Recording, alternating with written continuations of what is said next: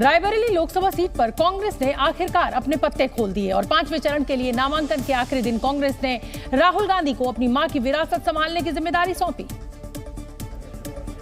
और नाम का ऐलान होने के साथ ही राहुल गांधी ने रायबरेली सीट पर अपना नामांकन भरा। इस दौरान उनके साथ मां सोनिया गांधी, बहन प्रियंका, कांग्रेस अध्यक्ष मल्लिकार्जुन खड़गे, रॉबर्ट वाड्रा समेत कांग्रेस के तमाम बड़े नेता मौजूद रहे। रायबरेली पहुंचने पर राहुल गांधी का जनता ने जोरदार स्वागत किया और बड़ी संख्या में लोग रैली में पहुंचे। पर्चा भरने के बाद राहुल गांधी पूरे परिवार के साथ बाहर निकले। कांग्रेस का कहना है कि राहुल गांधी विरासत संभालेंगे, तो वहीं बीजेपी ये कह रही है कि वो रन छोड़कर भाग जाएंगे। अब इस समय हमारे सर्वोच्च नेता अगर कांग्रेस में कोई है तो राहुल गांधी है। तो अपने अमेठी आ गए, अमेठी से यहाँ आ गए। अब वहाँ से परिवार की ही तरह एक सदस्य चुनाव लड़ा। निश्चित हार रायबरेली से भी राहुल गांधी की होने वाली है और प्रियंका जी ने तो पहले हार के पहले ही अपनी एक तरह से इसको हमारी भाषा में कहते हैं कि रण के पहले रण छोड़ो। रायबरेली लोकसभा सीट पर इस बार राहुल गांधी का बीजेपी के दिनेश प्रताप सिंह से मुकाबला है। दिनेश प्रताप सिंह ने 2019 के लोकसभा चुनाव में सोनिया गांधी को कड़ी टक्कर दी थी। तब सोनिया गांधी को 5,34,000 से ज्यादा वोट मिले थे। वहीं बीजेपी के दिनेश प्रताप सिंह 3,67,000 वोटों के साथ दूसरे स्थान पर थे और सोनिया गांधी 1,67,000 वोट से जीत दर्ज करने में कामयाब हुई थी। ऐसे में उत्तर प्रदेश में कांग्रेस अपने आखिरी किले को बचाने के लिए सियासी बिसात पर सबसे बड़ी चाल चल रही है। और इस समय की बड़ी खबर आपको बता दें, नामांकन दाखिल करने के बाद राहुल गांधी ने सोशल मीडिया प्लेटफॉर्म एक्स पर अपनी भावनाएं जाहिर की हैं। राहुल गांधी ने लिखा कि रायबरेली से नामांकन मेरे लिए भावुक पल था। मेरी मां ने मुझे बड़े भरोसे के साथ परिवार की कर्म भूमि सौंपी है और उसकी सेवा का मौका दिया है। अमेठी और रायबरेली मेरे लिए अलग अलग नहीं है, दोनों ही मेरा परिवार है और मुझे खुशी है कि 40 वर्षों से क्षेत्र की सेवा कर रहे किशोरी लाल जी अमेठी से पार्टी का प्रतिनिधित्व करेंगे। अन्याय के खिलाफ चल रही न्याय की जंग में मैं मेरे अपनों की मोहब्बत और उनका आशीर्वाद मांगता हूं। मुझे विश्वास है कि संविधान और लोकतंत्र को बचाने की इस लड़ाई में आप सभी मेरे साथ खड़े हैं। रायबरेली सीट 1952 के चुनाव के बाद से ही सबसे अधिक बार गांधी परिवार के पास ही रही और कांग्रेस इसे सुरक्षित सीट मानती है। लेकिन राहुल गांधी की अमेठी छोड़कर रायबरेली आने पर सियासत गर्मा गई और रायबरेली से बीजेपी उम्मीदवार दिनेश प्रताप सिंह ने गांधी परिवार पर तंज कसा। रायबरेली के लोग बड़ी बेसब्री से इन नकली गांधियों का इंतजार कर रहे थे। ये आ गए हैं। अब रायबरेली इनको अच्छे से सबक सिखाएगी। 10 साल का तकलीफ, 10 साल का दर्द, 10 साल की उपेक्षा ब्याज सहित इन नकली गांधियों से रायबरेली के लोग वसूल करेंगे। वहीं राहुल गांधी को उनके गढ़ अमेठी में 2019 में मात देने वाली बीजेपी उम्मीदवार स्मृति ईरानी ने रण छोड़ करार दिया। जो अमेठी छोड़कर वायनाड चले गए वो रायबरेली के पूर्णता कभी नहीं हो पाएंगे। प्रश्न ये उठता है कि उन्होंने वायनाड में कहा कि वायनाड ही उनका परिवार है, तो आज रायबरेली में क्या कहेंगे। रायबरेली सीट पर साल 2004 से 2024 तक सोनिया गांधी सांसद रहीं। इस बार सोनिया गांधी ने रायबरेली से चुनाव नहीं लड़ने का फैसला किया था और राजस्थान से राज्यसभा सांसद हैं। राहुल गांधी कांग्रेस का सबसे बड़ा चेहरा है। 2009 में पहली बार चुनाव जीतकर राहुल गांधी लोकसभा पहुंचे थे, लेकिन 2019 में अपने गढ़ में ही हार गए थे, जिसे लेकर यूपी के उप मुख्यमंत्री ने तंज किया और रायबरेली का नतीजा भी बता दिया। राहुल गांधी और कांग्रेस डरे हुए हैं। अमेठी से भाग करके वायनाड गए। वायनाड के बाद वो रायबरेली में गए हैं। रायबरेली की जनता पहले ही भारतीय जनता पार्टी के पक्ष में मन बना चुकी है।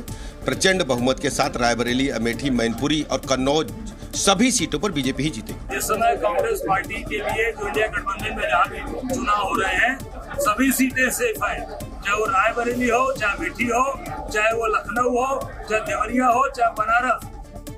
वहीं केंद्रीय मंत्री गिरिराज सिंह ने प्रहार करते हुए कहा कि अमेठी और वायनाड के बाद रायबरेली से भी भाग जाएंगे।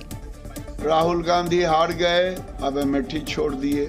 इस बार रायबरेली भी हारेंगे, वहां छोड़ देंगे।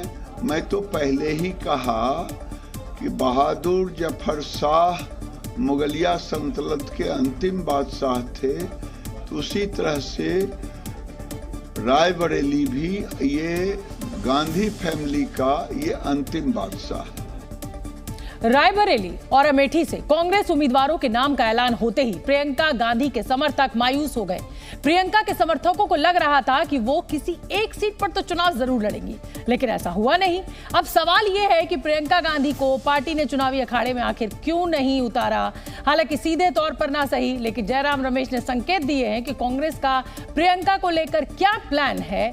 बहुत मुमकिन है कि कांग्रेस प्रियंका गांधी को उपचुनाव लड़वाने की तैयारी कर रही हो। अगर राहुल गांधी की रायबरेली और वायनाड दोनों सीटों पर जीत दर्ज करते हैं तो उस सूरत में एक सीट पर उपचुनाव तो होगा ही। ऐसी परिस्थिति में कांग्रेस वायनाड या रायबरेली से प्रियंका गांधी को उपचुनाव में उतार सकती है। कयास लगाए जा रहे हैं कि तब तक प्रियंका गांधी को संगठन को मजबूत करने की अहम जिम्मेदारी निभानी होगी।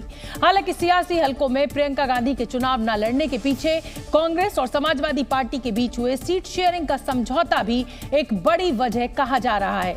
कहा यह भी जा रहा है कि अखिलेश यादव ने शर्त रखी थी कि गांधी परिवार में से कोई एक ही यूपी से चुनाव लड़े।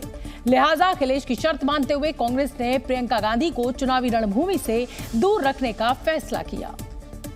आगे बढ़ेंगे, अगली खबर का रुख करेंगे। कई दिनों के सस्पेंस के बाद आज अमेठी से कांग्रेस ने अपने उम्मीदवार के नाम का ऐलान कर दिया, लेकिन हैरान करने वाली बात यह रही कि इस हाई प्रोफाइल सीट से पार्टी ने राहुल गांधी की जगह किशोरीलाल शर्मा को चुनावी मैदान में उतारा, जिनका मुकाबला पिछली बार की विजेता और यहां से सांसद रही स्मृति ईरानी से होगा। वो स्मृति ईरानी जिन्होंने 2019 में राहुल गांधी को हराकर अमेठी से गांधी परिवार का सूपड़ा साफ कर दिया था। तो शायद यही वजह है कि राहुल गांधी के अमेठी से चुनाव न लड़ने के फैसले पर स्मृति ईरानी ने ये कहते हुए तंज कसा कि गांधी परिवार ने अपनी हार स्वीकार कर ली है। अमेठी से गांधी परिवार का न लड़ना इस बात का संकेत है कि कांग्रेस पार्टी चुनाव में एक वोट पड़ने से पहले ही अमेठी से अपना हार स्वीकार कर चुकी है, क्योंकि अगर उन्हें लगता कि यहाँ जीत की कोई भी गुंजाइश है तो वो यहाँ से लड़ते, अपने प्रॉक्सी को ना लड़ा। हालांकि प्रियंका गांधी वाड्रा ने राहुल गांधी की जगह केएल शर्मा के चुनाव को सही ठहराया। बहुत अच्छी चॉइस है, बहुत समय से शर्मा जी संभाल रहे हैं अमेठी को। 99 से जब पहले चुनाव का संचालन हमने किया था तो हम दोनों ने साथ में किया था। अमेठी का हर गांव के हर गांव को जानते हैं, गली को जानते हैं, बहुत अच्छा रहेगा। यही नहीं, किशोरीलाल शर्मा के नामांकन के दौरान प्रियंका गांधी भी उनके साथ मौजूद रही। नामांकन के लिए जाते वक्त उन्होंने अमेठी की जनता का आह्वान भी किया। मैं आपसे ये उम्मीद रखती हूँ कि आप भी हमारे साथ कंधे से कंधा लगाकर इस चुनाव को लड़वाएंगे और किशोरी जी को जिताएंगे। अमेठी से कांग्रेस प्रत्याशी किशोरीलाल शर्मा भी ताल ठोकते नजर आए, लेकिन उन्हें भी अच्छी तरह पता होगा कि बीजेपी की स्मृति ईरानी को टक्कर देना आसान तो कम से कम नहीं रहने वाला। वो भी तब जब बीजेपी राहुल गांधी के अमेठी से चुनाव न लड़ने को मुद्दा बनाकर कांग्रेस को घेरने में जुट गई हो। अपने को मोदी जी का विकल्प का दावा करने वाले, मोदी जी को सुबह शाम चिल्लाकर शर्मनाक भाषा में चैलेंज करने वाले राहुल गांधी अमेठी से भाग गए। बीजेपी ने राहुल गांधी पर यह कहते हुए भी तंज कसा कि वो कहीं भी चले जाएं, जीतने वाले नहीं हैं। वो किधर भी चले जाए, हार निश्चित है। यही नहीं, बीजेपी ने यह भी दावा किया कि कांग्रेस का कोई भी नेता अमेठी से चुनाव नहीं लड़ना चाहता था। यही वजह है कि केएल शर्मा को पंजाब से बुलाकर अमेठी में लड़वाया जा रहा है। कि अमेठी सीट जो उनके परिवार की सीट मानी जाती थी, वहां से कुछ चुनाव लड़ने को तैयार नहीं है। पंजाब से केएल शर्मा जी को लाया गया है कि आप ही चुनाव लड़ लीजिए, कोई कार्यकर्ता टिकट देने को तैयार नहीं है। राहुल गांधी के अमेठी की जगह रायबरेली से चुनाव लड़ने पर बीजेपी ने हमला बोला, तो वहीं कांग्रेस ने बीजेपी को आड़े हाथों लेते हुए कहा कि अमेठी ही नहीं बल्कि रायबरेली से भी पार्टी बड़ी जीत दर्ज करेगी। पार्टी हाईकमान ने सोच समझ के फैसले किए हैं, पार्टी इंटरेस्ट में किए हैं। बीजेपी और बता रही है अमेठी। अरे वो क्या कहेगी और उनको आपको लगता है कि जीत होगी इस बार अमेठी रायबरेली? बिल्कुल, दोनों सीटें जीतेंगे। कोई अंतराल बता? दोनों सीटें भारी बहुमत जीतेंगे और सोच समझ के फैसला हुआ है। कुछ समय पहले तक राहुल गांधी जी कहते थे डरो मत, डरो मत, डरो मत। अब डर डर कर कभी अमेठी से वायनाड, कभी वायनाड से रायबरेली, ये दिखाता है कि हार का डर कहां कहां लेकर जा रहा है। बीजेपी तो कांग्रेस पर हमला करेगी ही, लेकिन अब सवाल यह है कि स्मृति ईरानी से मुकाबले के लिए जिन केएल शर्मा को कांग्रेस ने अमेठी से अपना उम्मीदवार बनाया है, वो क्या गांधी परिवार की लाज बचा पाएंगे? सवाल ये भी है कि क्या वो गांधी परिवार के गढ़ में एक बार फिर कांग्रेस का झंडा फहरा पाएंगे। और इन्हीं सवालों का जवाब जानने के लिए जी मीडिया की टीम अमेठी पहुंची, जहां लोगों ने मिलीजुली प्रतिक्रिया दी। कुछ लोगों ने कहा कि अमेठी से चुनाव न लड़ने का फैसला कर राहुल गांधी ने गलत किया, इससे स्मृति ईरानी की जीत पक्की हो गई। उनको अमेठी से लड़ना चाहिए था, अगर अमेठी से लड़ते तो उनकी स्थिति अच्छी होती, लेकिन अब स्मृति ईरानी यहाँ से साफ कर देंगे। स्मृति ईरानी के लिए रास्ता साफ है, उन्हें केएल शर्मा नहीं हरा पाएंगे। केएल शर्मा नहीं हरा पाएंगे, क्योंकि केएल शर्मा की इमेज यहाँ अच्छी नहीं है।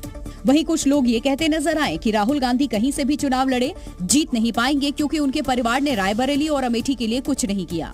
कुल मिला जुला के दोनों से वो बेकार चुनाव लड़ रहे हैं, हार जाएंगे, संस्था चली जाएगी उनकी।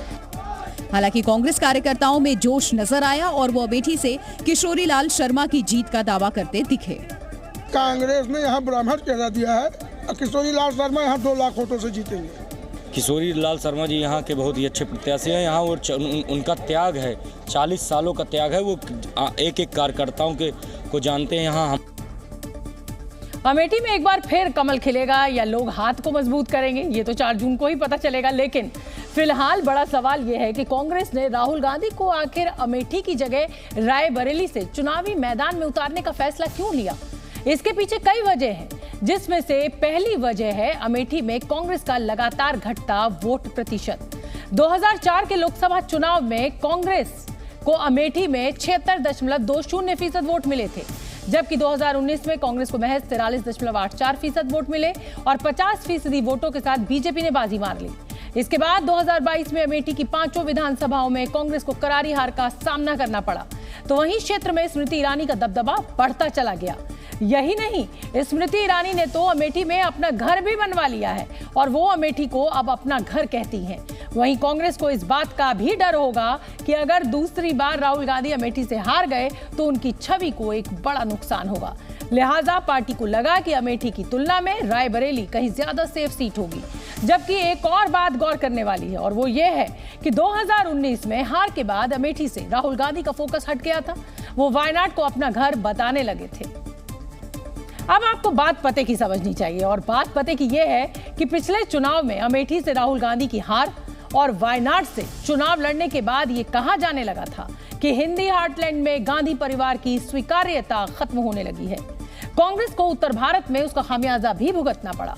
लिहाजा गांधी परिवार ने उत्तर प्रदेश के जरिए हिंदी हार्टलैंड में अपनी मौजूदगी दर्ज कराने और बीजेपी को चुनौती देने के लिए राहुल गांधी को रायबरेली से चुनाव लड़वाने का फैसला लिया। उत्तर प्रदेश के कैसरगंज लोकसभा सीट से करण भूषण सिंह ने अपना नामांकन दाखिल कर दिया। बीजेपी ने इस बार बृजभूषण सिंह की जगह उनके बेटे करण भूषण को अपना उम्मीदवार बनाया है, जिसके बाद पूरे लाव लश्कर के साथ करण भूषण सिंह कलेक्ट्रेट पहुंचे और अपना नामांकन दाखिल किया। पर्चा भरने के लिए जाने से पहले उन्होंने अपनी मां का आशीर्वाद लिया। मां ने भी उनकी आरती उतारी और दही खिलाकर उन्हें विदा किया। इसके बाद करण भूषण अपने पिता बृजभूषण सिंह के साथ कलेक्ट्रेट के लिए रवाना हो गए। उनका काफिला जहां जहां से गुजरा, लोगों ने फूल बरसाकर उनका स्वागत किया। पर्चा भरने के बाद उन्होंने अपनी जीत का भरोसा जताया। सारी जनता को धन्यवाद करता हूँ और निवेदन करता हूँ कि जब मैं बीच में आऊंगा तो मुझे उतना अपने पिताजी जैसा प्यार और आशीर्वाद देना। बृजभूषण सिंह के छोटे बेटे करण भूषण पहली बार कैसरगंज सीट से अपनी किस्मत आजमा रहे हैं। लोकसभा चुनाव के लिए प्रचार करने जा रही शिवसेना उद्धव गुट की नेता सुषमा अंधारे की जान आज बाल बाल बची। महाराष्ट्र के रायगढ़ में उनका हेलीकॉप्टर लैंडिंग के वक्त क्रैश हो गया। यह हादसा उस वक्त हुआ जब सुषमा अंधारे को ले जाने के लिए हेलीकॉप्टर पहुंचा। ये हेलीकॉप्टर लैंड करने ही वाला था कि तभी उसका बैलेंस बिगड़ गया और वो क्रैश हो गया। बताया गया कि रायगढ़ के महाड़ से सुषमा अंधारे चुनाव प्रचार के लिए बारामती जाने वाली थी। वो अपने हेलीकॉप्टर का इंतजार कर रही थी। उनको लेने के लिए हेलीकॉप्टर पहुंचा और लैंडिंग की कोशिश कर रहा था कि अचानक वो अपना संतुलन खो बैठा और तेज आवाज के साथ दुर्घटनाग्रस्त हो गया। अच्छी बात यह रही कि हेलीकॉप्टर के क्रैश होने से पहले ही पायलट ने किसी तरह कूदकर अपनी जान बचाई। हादसे के वक्त सुषमा अंधारे भी कुछ दूरी पर ही खड़ी नजर आई। सुप्रीम कोर्ट ने महिला आरक्षण पर एक बड़ी पहल की है। सुप्रीम कोर्ट ने एक अहम फैसले में सुप्रीम कोर्ट बार एसोसिएशन में महिलाओं के लिए 33% आरक्षण लागू करने के निर्देश दिए हैं, जस्टिस सूर्यकांत और जस्टिस केवी विश्वनाथन की बेंच ने ये निर्देश दिए हैं, जिसके मुताबिक सुप्रीम कोर्ट ने बार एसोसिएशन के कोषाध्यक्ष पद को महिलाओं के लिए आरक्षित करने का निर्देश दिया है। सीनियर वकीलों की 6 सदस्यों वाली कार्यकारिणी की 2 सीटें महिलाओं के लिए आरक्षित होंगी, जबकि बार एसोसिएशन की सामान्य कार्यकारिणी के 9 सदस्यों में 3 महिलाएं होंगी।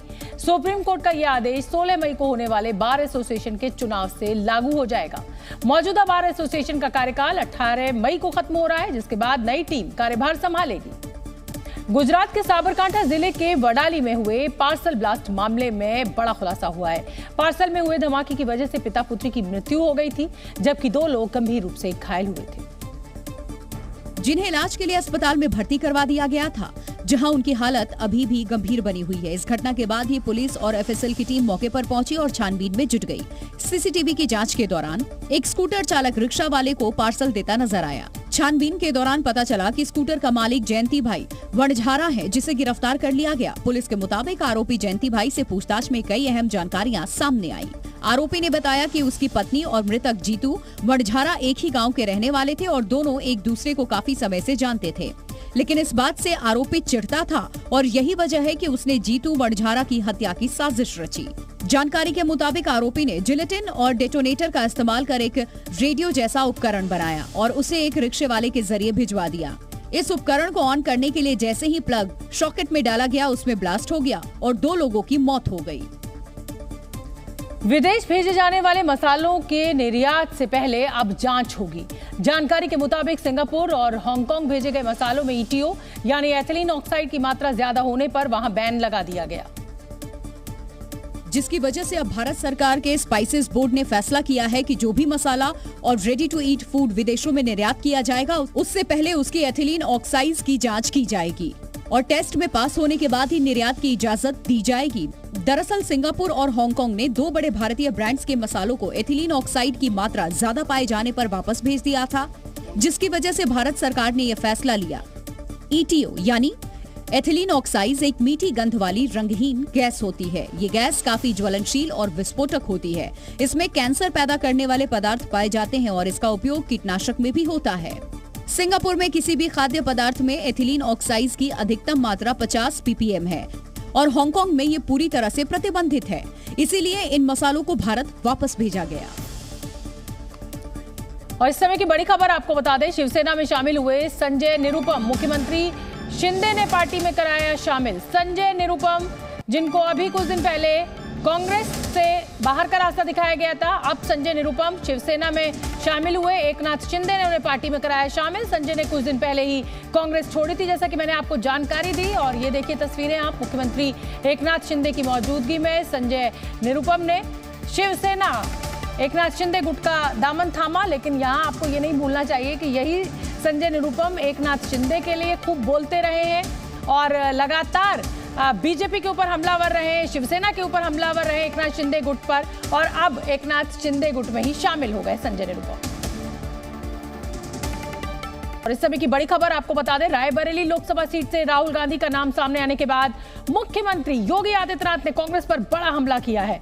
उनका कहना है कि राहुल गांधी को पाकिस्तान से प्रोजेक्ट करने का प्रयास किया जा रहा है। पाकिस्तान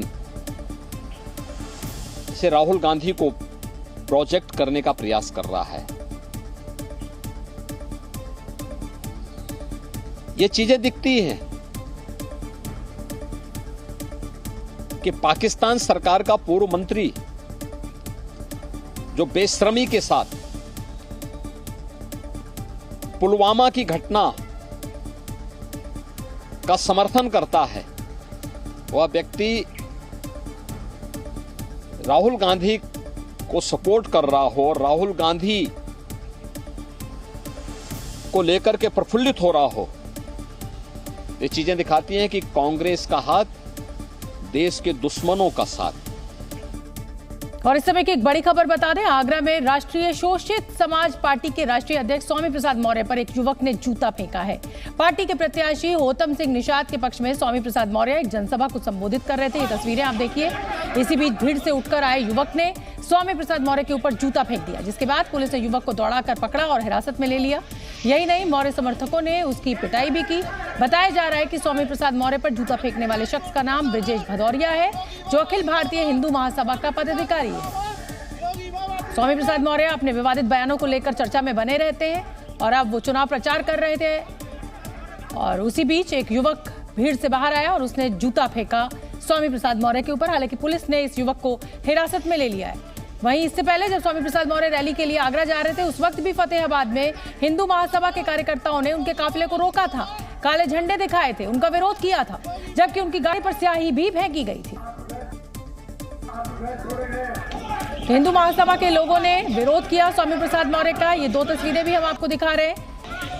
ये जो तस्वीर है ये उस समय की तस्वीर है जब इस युवक ने जूता फेंका स्वामी प्रसाद मौर्य के ऊपर और पुलिस ने उसको दौड़ाकर पकड़ लिया।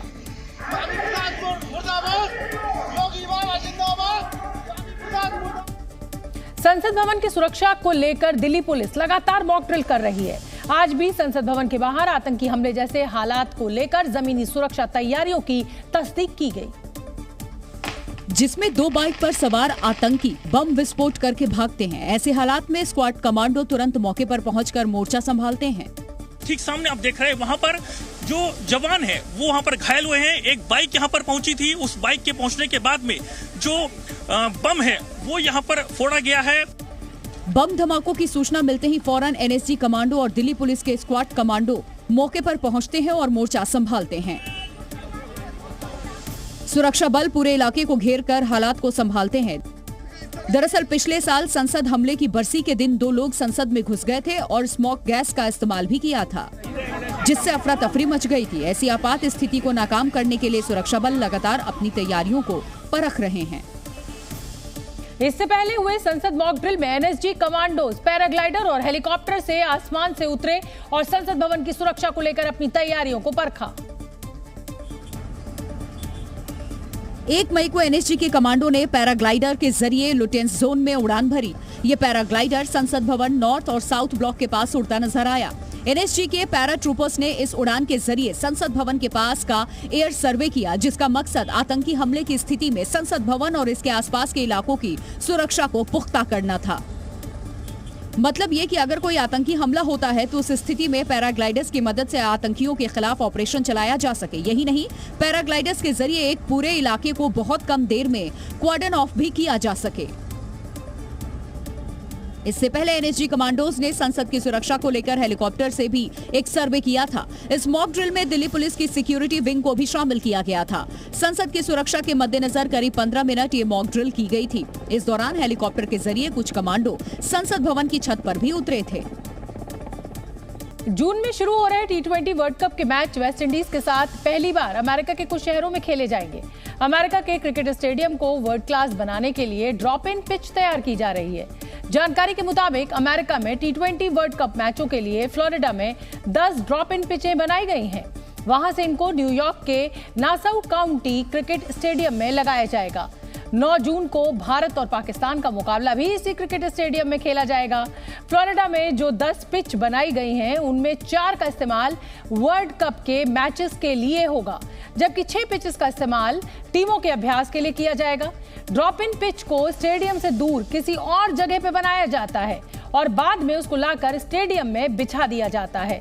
अमेरिका में ऐसा इसलिए करना पड़ा क्योंकि न्यूयॉर्क का अभी मौसम ठंडा है, जबकि पिच पर घास उगाने के लिए गर्म मौसम की जरूरत होती है और फ्लोरिडा में इस वक्त मौसम गर्म और आर्द्र है, मतलब ह्यूमिड है। फ्लोरिडा में बनाई गई ड्रॉप इन पिचेस को बड़े बड़े ट्रकों के जरिए न्यूयॉर्क के स्टेडियम तक पहुंचाया भी जा रहा है। पाकिस्तान ने एक बार फिर भारत के खिलाफ जहर उगला है। पाकिस्तान के सेना प्रमुख जनरल सैयद आसिम मुनीर ने भारत को कट्टर दुश्मन बताते हुए कश्मीर को समर्थन देने की बात कही है। साथ ही इस बात का आरोप भी लगाया कि भारत ने गैर कानूनी तरीके से जम्मू कश्मीर पर कब्जा किया है और दुनिया इस मुद्दे पर खामोश है। जनरल आसिम मुनीर ने इस बात का दावा भी किया कि पाकिस्तान कश्मीरी लोगों के लिए हर तरह का समर्थन जारी रखेगा। जनरल आसिम मुनीर वायुसेना की पासिंग आउट परेड में शामिल होने पहुंचे थे, जहां उन्होंने 2019 में बालाकोट हमले के बाद पैदा हुए हालात का जिक्र करते हुए भारत को कट्टर दुश्मन बताया। जनरल मुनीर ने कश्मीर पर ये बयान ऐसे समय में दिया है जब भारत में लोकसभा चुनाव चल रहे हैं, जिसे एक सियासी रणनीति का हिस्सा माना जा रहा है। एक बहुत पुरानी कहावत है कि ऊपर वाला जब देता है तो छप्पर फाड़ कर देता है। कुछ ऐसा ही हुआ अमेरिका में, जहां कैंसर जैसी जानलेवा बीमारी से जूझ रहा एक शख्स रातों रात अरबपति बन गया। अमेरिका के पोर्टलैंड में रहने वाले 46 साल के चेंग सेफान की 10,000 करोड़ रुपए की लॉटरी लगी। सेफान ने ओरेगन पावर बॉल लॉटरी में $1.3 बिलियन का इनाम जीता है। लॉटरी लगने के बाद सेफान के साथ साथ उनकी पत्नी और उनके दोस्त की भी किस्मत चमक गई, क्योंकि लॉटरी की 20 से ज्यादा टिकट्स खरीदने के लिए तीनों ने मिलकर पैसे जुटाए थे। लॉटरी जीतने के बाद सेफान ने कहा कि वो 25% हिस्सा अपनी पत्नी और 50% हिस्सा अपने दोस्त को देंगे। सेफान कैंसर के मरीज हैं और पिछले 8 साल से कीमोथेरेपी करवा रहे हैं। उनका मानना है कि लॉटरी की रकम मिलने के बाद वो अपना बेहतर इलाज करवा पाएंगे और अपने परिवार का भी अच्छे से ध्यान रख सकेंगे। सेफान ने बताया कि लॉटरी की रकम से वो अपने लिए एक मकान भी खरीदेंगे। असम में भी भारी बारिश की वजह से कई जिलों में बाढ़ के हालात पैदा हो गए हैं। बारपेटा और दीमा हसाओ जिले में भारी बारिश के बाद भूस्खलन भी हुआ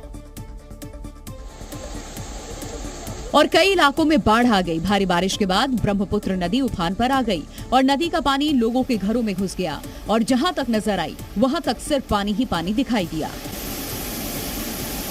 भारी बारिश के बाद सड़कें पानी में डूब गई। अंडरपास में कई फीट तक पानी भर गया, जिसके बाद संचार और यातायात व्यवस्था पूरी तरह से चरमरा गई। बारपेटा में आई बाढ़ और मिट्टी के कटाव की वजह से किसानों की जमीन और घर बर्बाद हो गए, जिसके बाद सैकड़ों लोगों को पलायन के लिए मजबूर होना पड़ा। वहीं दीमा हसाओ जिले के हाफलोंग टाउन समेत कई इलाकों में भी पानी भर गया। जटिंगा लामपुर और न्यू हरंगाजाओ के बीच भूस्खलन से रेल सेवा भी बाधित हुई है। भारी बारिश की वजह से जटिंगा हरंगाजाओ के बीच नेशनल हाईवे 27 को बंद करना पड़ा। मुख्यमंत्री हिमंता बिस्वा शर्मा ने लैंडस्लाइड वाले इलाकों में जल्द से जल्द कनेक्टिविटी बहाल करने और बाढ़ प्रभावित लोगों को हर संभव मदद पहुंचाने के निर्देश दिए हैं। ब्राजील में भारी बारिश और बाढ़ से लोगों का बुरा हाल है। ब्राजील के पूर्वी और दक्षिणी इलाके में मूसलाधार बारिश के बाद आई बाढ़ ने भीषण तबाही मचाई और कई रिहायशी इलाके बाढ़ में डूब गए। बाढ़ ने सबसे ज्यादा तबाही रियो ग्रांडे डो सुल इलाके में मचाई। यहाँ कई लोगों के घर पानी में डूब गए, जिसके बाद लोगों को अपनी जान बचाने के लिए घर की छत पर जाना पड़ा। बाढ़ में फंसे लोगों को निकालने के लिए प्रशासन ने रेस्क्यू अभियान चलाया और हेलीकॉप्टर की मदद से घरों की छतों पर फंसे लोगों को बाढ़ प्रभावित इलाकों से रेस्क्यू किया। भारी बारिश की वजह से ब्राजील की ज्यादा नदियां इस समय खतरे के निशान के ऊपर बह रही हैं। रियो ग्रांडे की सड़कों पर इतना पानी है कि वहां आने जाने के लिए लोगों को नाव का सहारा लेना पड़ रहा है। दक्षिणी ब्राजील में भारी बारिश और बाढ़ के बाद आपातकाल घोषित कर दिया गया है। यहां बाढ़ और बारिश से अब तक 29 लोगों की मौत हो चुकी है, जबकि 60 से ज्यादा लोग लापता हैं। प्रशासन ने अब तक 154 शहरों से 10,242 लोगों का रेस्क्यू किया है। ग्लोबल वार्मिंग और पर्यावरण को बचाने के लिए दुनिया के तमाम देश इलेक्ट्रिक गाड़ियों का रुख कर रहे हैं और भारत भी इसमें पीछे नहीं है। IEA यानी इंटरनेशनल एनर्जी एजेंसी की ग्लोबल EV रिपोर्ट के मुताबिक इलेक्ट्रिक टू व्हीलर्स की बिक्री के मामले में भारत दुनिया के दूसरे नंबर पर पहुंच गया है। 2023 में भारत में 9,11,000 इलेक्ट्रिक टू व्हीलर्स बिके। पहले नंबर पर चीन है, जहां 59 लाख टू व्हीलर्स की बिक्री हुई। IEA की रिपोर्ट के मुताबिक 2023 में भारत में करीब 17 लाख इलेक्ट्रिक गाड़ियां बिकी, जिनमें 6.25 लाख इलेक्ट्रिक 3 व्हीलर्स शामिल हैं। इलेक्ट्रिक कारों की अगर बात करें तो 2023 में भारत में लगभग 1,40,000 गाड़ियां बिकी। आंकड़ों की बात करें तो बीते 2 सालों में बिकने वाला हर दूसरा 3 व्हीलर इलेक्ट्रिक था। IAE का कहना यह भी है कि लिथियम आयन बैटरी के दाम घटने की वजह से इलेक्ट्रिक गाड़ियां सस्ती हुई हैं। 2010 में जिस लिथियम आयन बैटरी की कीमत 1.25 लाख रुपए थी, वो इस वक्त करीब 12,000 रुपए में मिल रही है। IAE का यह भी मानना है कि 2030 तक लिथियम आयन बैटरी की कीमत में 40% की और कमी आ सकती है।